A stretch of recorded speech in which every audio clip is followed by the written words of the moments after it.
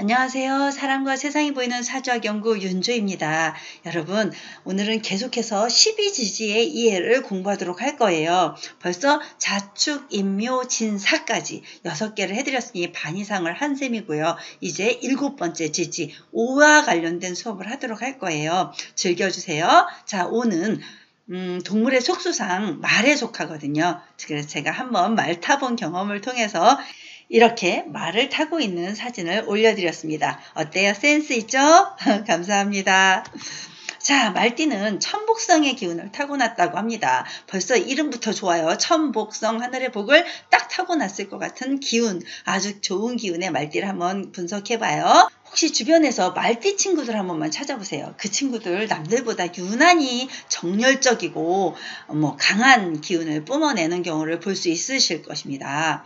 어때요? 말은 또 어디로 튈지 몰라요. 자기가 마음먹고 뛰면 어디든지 달려갈 수 있는 사람들, 이런 사람들의 특성을 가지고 있는데, 그래서 장점도 되게 많아요. 진취적으로 뻗어나가는 힘, 그래서 한 번 놓치면 끝까지 달려가는 질주 본능, 이런 것들 갖고 있고요. 명랑한 기운으로 인기도 만점이고 정력적이고 쾌활하여서 사교적이다. 이런 것들이 대부분의 말띠에 속하는 특성이고요. 자, 말의 상징 중에서 말벅지, 꿀벅지 이런 얘기 들어봤죠? 말의 다리가 굉장히 강하잖아요. 그죠? 그 다리 근육이. 그와 관련돼서 또 하나 말의 그 상징 심볼적인 그 부분이 굉장히 강하다고 합니다. 그래서 정력을 상징하는 대표 동물로도 인식되고 있다 보니 말띠를 이렇게 보는 거죠. 특히 남자 말띠 친구들 굉장히 강력하고 정력적인 면이 있다고 해요. 제가 실제 경험해 보지 못해서 모르겠습니다. 자, 단점은 본의적이고 혈기가 넘치는 그런 성격들이 많고요. 왜 그러냐면 너무 지나치게 자기 정열에만 매달려서 살다 보고 또 명랑한 기운을 너무 많이 내뿜다 보니까 혈기가 넘쳐서 그 중도 조절이 잘 안 되는 면들이 여기서 나타나는 것이죠. 또 어디로 튈지 모르는 예측 불허의 성향들이 많다고 합니다. 자, 주변에서 말띠가 계신 분들은 댓글 좀 달아주세요. 아, 저 안 그런데요? 이렇게 써줄 분이 분명히 계실 거라고 생각합니다. 그러면 그분들은 필시 일주가 병오생이거나 경오생이거나 이렇게 특징이 있을 것입니다. 꼭 댓글 달아주세요. 자, 그 다음 지구력이 부족하겠죠. 왜? 쩔쩔 끓으니까 가슴이 쩔쩔 끓어요. 어디로 튈지도 몰라요. 그러니까 하나에 만족하지 못하고 새로운 걸 또 자꾸 시도하는 그런 성향들이 보인다고 합니다. 자, 그렇게 말띠와 잘 어울리는 직업을 한번 찾아볼게요. 어디든 마구마구 달려갈 수 있는 운전수 역할도 되게 잘 어울리고요. 좀 더 강력하게는 파일럿 같은 역할, 또 우리 파일럿과 함께 일하는 분들 누가 있나요? 스튜어디스, 그죠? 스튜어디스들도 있을 거고요. 모험가들도 있을 거고요. 관광 가이드들도 있을 거고요. 한 곳에 머무는 직업보다는 끊임없이 달려가는 질주 본능들을 펼칠 수 있는 그런 직업들이 잘 맞습니다. 또 정치가들도 많아요. 또 제약사의 외판원, 보험회사 직원 이런 분들 보면 굉장히 그 말띠생들이 많은데요. 제가 친한 분도 한 분 중에 말띠라고 볼 수 없고 말띠에다가 플러스 자기 일주가 말이에요. 말을 깔고 앉아 있어요. 그럴 경우에 외판을 굉장히 잘하는 걸 많이 본 적이 있었어요. 직접 한번 만나보세요. 주변에서. 또 하나 되게 좋은 자료를 찾았어요. 이분 혹시 아시나요? 마쓰시다 고노스케. 누굴까요? 여러분들이 잘 알고 있는 파나소닉 브랜드를 가진 그 창업주이십니다. 그 마쓰시다 고노스케가 태어난 게 1894년 갑오년이었던 거예요. 우리나라에서도 1894년에는 갑오개혁이 일어났었잖아요. 그죠? 갑오개혁이 일어나는 해인 만큼 이렇게 갑오년, 병오년 이런 시기에는 개혁적인 면, 변화적인 면들을 많이 갖게 되는데 그때 마쓰시다 고노스케는 그때 일본에서 태어나서 마쓰시다라는 아주 작은 그룹에서부터 큰 파나소닉을 이끌어냈습니다. 이분은 94세까지 정말 정정하게 살다가 돌아가신 분인데요. 이분이 했던 말 중에 제가 가장 기억하는 것 중에 하나는요. 길을 걷다 비가 올 때 비를 맞아야 되잖아요. 그때 이분이 한 말은 비가 오는 날에 우산이 없는 이유는 화창한 날에 방심하여 비가 올 때를 준비하지 않았기 때문이다. 이 말을 듣고 전 사주학을 공부하면서 와, 내 인생에서 이 부족한 날이 분명히 있었단 말입니다. 저도 굉장히 없는 집안에서 태어나서 끝까지 공부해가면서 살아오기까지 나의 결핍이 없었다면 성공에 대한 갈망이 없었다고 생각이 듭니다. 근데 이분은 그걸 미리 알고 그 시대에 1800년에 태어난 분이 그렇게 세계의 변화가 막 급속하게 변화가 되는 과정에서 이분은 항상 끊임없이 준비해라. 당신의 약점마저도 강점으로 여겨라. 그런 이야기를 해주셨습니다. 이분 사주가 과연 그렇게 완전 대박나게 좋았을까요? 당신에게는 3가지 하늘의 은혜가 있었다고 말했습니다. 가난, 허약, 못배움. 이분은 학교도 제대로 다니지 못한 못배움 덕분에 끊임없이 배우기 위해서 도전하였고, 가난했기 때문에 부자가 되기 위해서 끊임없이 노력하였고, 자기 몸이 허약했기 때문에 건강을 유지하려고 끊임없이 공부하였고 노력하였다. 운동하였다. 이렇게 얘기하고 있습니다. 정말 역경을 딛고 일어선 자수성가형 기업인이겠죠. 그런 기업인들은 우리나라에도 굉장히 많습니다. 정주영 회장도 마찬가지고요. 그 시대에는 이렇게 거물들이, 경제계 거물들이 진짜 많이 태어났던 것 같아요. 그 이치가 바로 하늘의 이치가 결핍에서 있지 않았나 생각합니다. 일본도 역시, 한국도 역시 1945년, 50년대 정말 끝장나기 힘든 그런 어려운 시절을 겪었잖아요.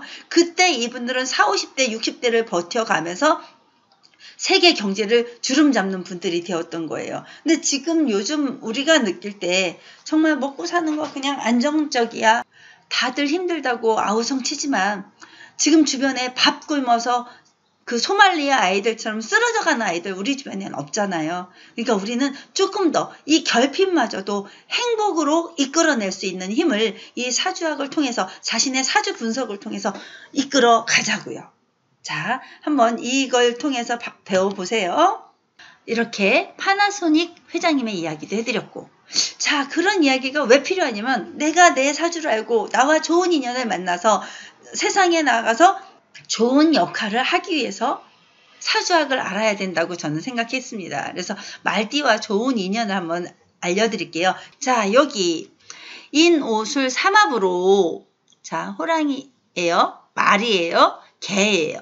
호랑이와 말띠와 개띠가 만났을 때 가장 강한 합의 작용, 삼합의 작용으로 서로 끌어당기는 힘, 서로 밀어주는 힘, 이런 작용을 하게 됩니다. 이제 오음이 육합으로 말과 양입니다. 육합으로 잘 어울 수 있는 띠가 바로 양띠인데요.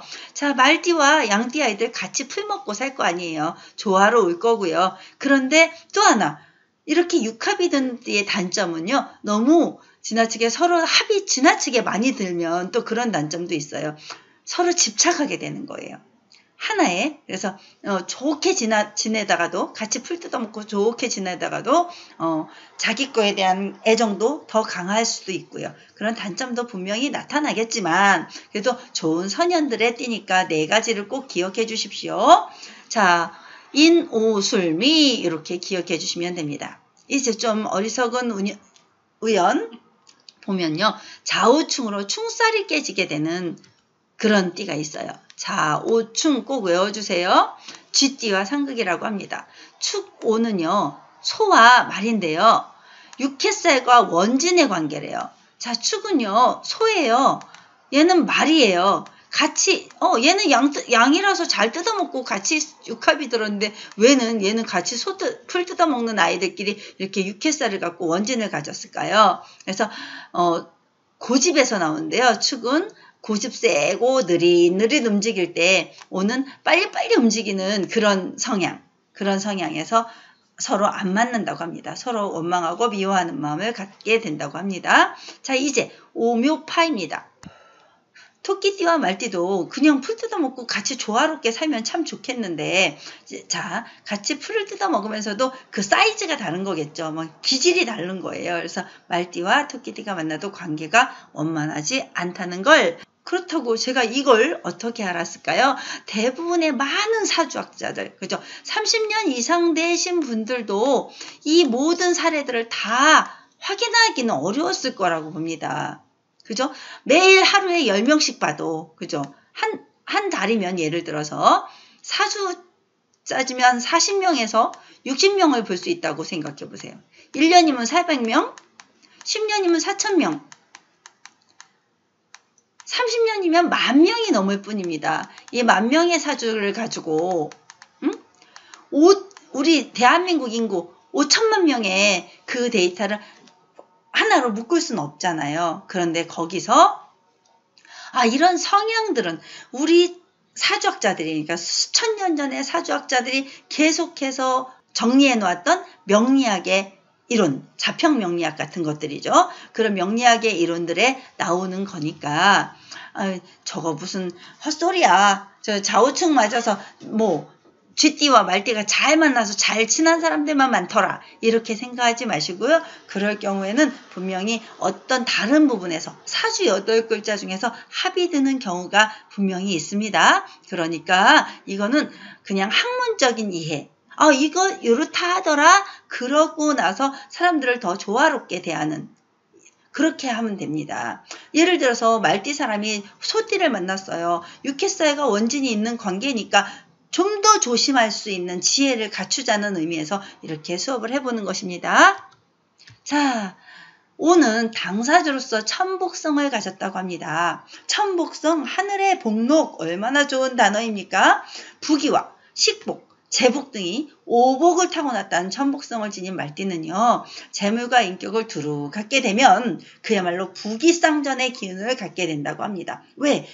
타고난 재복을 제대로 활용하면 어때요? 더더욱 부귀해지고 더더욱 존중받는 사람이 귀한 사람이 되지 않겠습니까? 근데 연궁의 천복성이 들면요. 귀인의 도움을 누구보다 더 잘 받을 수 있고 월궁에 들면 의식주가 길하고 인덕이 많고 역시 마찬가지겠죠. 연궁과 월궁에 들면 그 상사적인 사람들, 윗사람의 도움을 많이 받는다. 이렇게 되겠죠.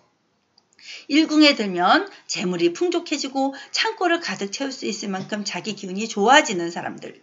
그러면 저 말띠생들은 다 그런가요? 아니라 그랬어요. 당사주로서 풀어볼 수 있는 그 이치가 또 있어요. 그건 당사주 수업에서 따로 해드릴게요. 시지에 있어도 마찬가지겠죠. 이렇게 여기서 잠깐 하나 더 가보고 싶었던 게 있었어요. 다른 띠들은 어떻게 충살, 팥살, 육해살 뭐 이렇게 많았었잖아요. 원진살 여러 가지 꼭 4가지 띠는 안 좋은 띠가 있었어요. 그죠? 그런데 여기서는 보니까 형살이 없네요. 사명살이 작용되지 않네요. 사명살. 그러니까 오는 남들보다 하나 딱 없을 수 있으니까 그나마도 더 유리하지 않습니까? 좋은 게 더 많잖아요. 그죠? 더 유리한 띠가 될 수 있고 일주에 자기 오를 가지고 있는 사람들은 그래도 좀 더 희망을 가지고 좀 더 달려나가 보십시오. 미래지향적으로 살아가 보십시오. 그러다 보면 자기 기운이 좀 더 좋아질 것입니다. 우리가 비 오는 날 우산을 미리 준비하는 마음으로 사주를 알려고 하는 것이지 이 사주를 알고 내 사주 왜 이렇게 안 좋아? 나는 그러면 아무것도 하지 말아야지. 아무것도 하지 않으면 아무 일도 일어나지 않는다고 합니다. 여러분 좀 더 진취적이고 힘있는 날 그런 나날들 되십시오. 여러분 행복하십시오.